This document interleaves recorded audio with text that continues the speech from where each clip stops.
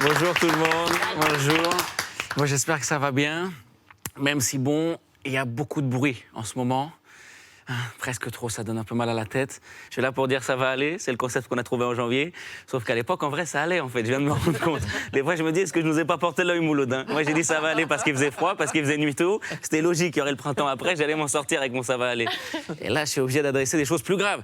Et je me sens obligé de le faire, tu vois. Parce que j'ai dit ça va aller quand ça allait, en fait. Là, il se passe des trucs, je peux pas dire ça va pas aller, en fait. Non, désolé les gars, faut pas compter sur moi. Non, je vais dire ça va aller. Mais bon, c'est vrai qu'on est passé du bruit du Covid au bruit de la guerre. Ça s'est enchaîné tellement rapidement, putain. Tu sais, j'ai l'impression qu'on a eu genre la bonne nouvelle du suspension du pass vaccinal et juste après la guerre. Tu sais, quand je fais le bilan de 2022, j'ai l'impression qu'on a été heureux une semaine. Tu sais quoi, en février, même pas une semaine, en vrai 2 jours, entre le 12 et le 14. C'est quand même pas vraiment 2 jours, juste le 13 à midi, entre l'entrée et le dessert, 30 minutes de plat, les 30 glorieuses j'ai vécu. J'en parlerai à mes enfants. À l'époque, on trouvait du travail, c'était un bon repas, on a kiffé.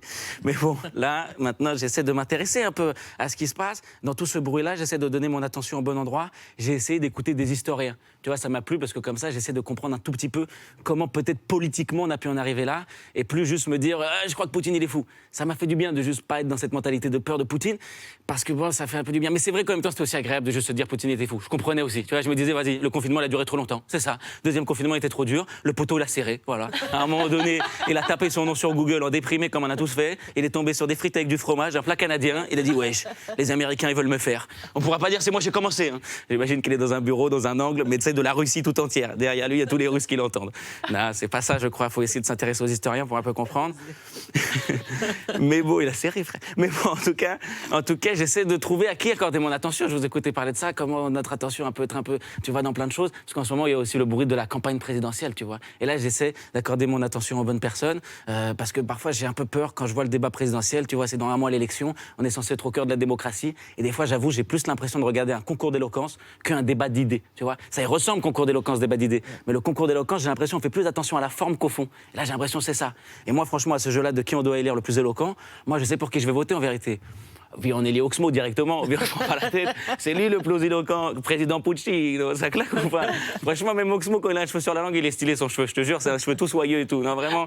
Mais bon, je sais pas. Mais c'est vrai que des fois, je te jure, quand je suis là, en faisant cette comparaison entre rappeur et président, depuis, je vois vraiment ça. C'est-à-dire que quand je regarde les stratégies marketing des candidats politiques, je te jure, j'ai l'impression de regarder les mêmes stratégies marketing des petits qui essaient de percer dans le rap. Tu vois, genre Macron, là, il a dit pas de débat avant le premier tour. Pour moi, c'est la méthode PNL. Pas de feat, pas d'interview. Avec Brigitte, on a dit non. QLB, que la MIF, je te jure. Après, il y a qui d'autre? Et il y a Mélenchon. Mélenchon, il essaie de taper une 30 sur TikTok, tu vois, comme tous les petits dans le rap. Zemmour, moi, je le vois comme le Frisk Corleone. Ça veut dire, le fond, c'est pas trop mon truc, mais faut reconnaître la forme, elle est technique. Il faut reconnaître. Et puis, personne ne reconnaît qu'il écoute alors qu'il fait pas mal de streams. À un moment donné, il faut reconnaître. Et puis, c'est le même, hein. Si on le censure, il va s'en occuper pour faire le buzz. Bon, il y avait qui d'autre? Il y avait la gauche. La gauche, j'ai l'impression, c'est la section d'assaut. Je sais pas combien ils sont, je sais pas s'ils vont réussir à se réunir, c'est très flou cette histoire. L'autre, il y avait qui d'autre? Poutou. Poutou, je le vois en indé. Pas de major, pas de label. Ils vont, c'est ce que d'Achâtelet. C'est à 2 doigts, il est devant la caméra de tonton Marcel, en direct du terre-terre. Je te jure, c'est ça.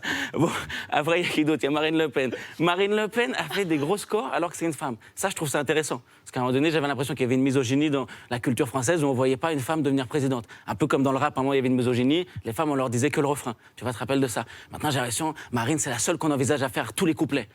D'une certaine manière. C'est un peu la Diams des politiques. Mais sans le voile. Vraiment sans. Bon, et le dernier à qui j'ai pensé, c'est Nathalie Arthaud que j'ai vu. Ça, ce qui m'a un tout petit peu déprimé après Nathalie Arthaud, c'est que quand j'ai vu les temps de parole, il y a des candidats, ils ont 150 heures de temps de parole depuis le 1er janvier. Nathalie Arthaud, elle a que 6 heures. Tu te rends compte? C'est comme si on était dans le rap, il y en a, ils font les couplets, elle que les bacs. Tu te rappelles de Niska sur l'album de Nekfeu, quand elle était venue pour faire que les bacs? Elle a 6 heures que pour dire le monde est méchant. Ouais, le monde est méchant. Bon, voilà. En attendant, toutes ces comparaisons pour vous dire quoi? Que l'information qui... Ouais, elle est un peu comme ça, la gaucho na gaucho. Bon. En tout cas, tout ça pour dire quoi? Ce qui m'a un tout petit peu déprimé dans toutes ces informations, c'est le temps de parole qui n'était pas juste entre les candidats. Tu vois, à un moment donné, 150 heures pour certains, 6 heures pour les autres. Mais je te dis, le temps de parole, il n'est pas respecté. Même parfois, à propos des informations, je me dis ça, il y a des informations qu'on traite énormément, d'autres très peu. Le temps de parole des choses ne sont pas respectés. J'essaie de me dire, au moins, nous, ce qui est important, c'est que notre temps d'écoute à nous, on le respecte et on essaie qu'il soit équilibré, tu vois. Et comme dirait le président Puccino, si on ne peut guérir de ces mots, que faire d'autre que vivre avec? Bravo, Merci bravo, beaucoup. bravo. Passez une bonne journée. Bravo.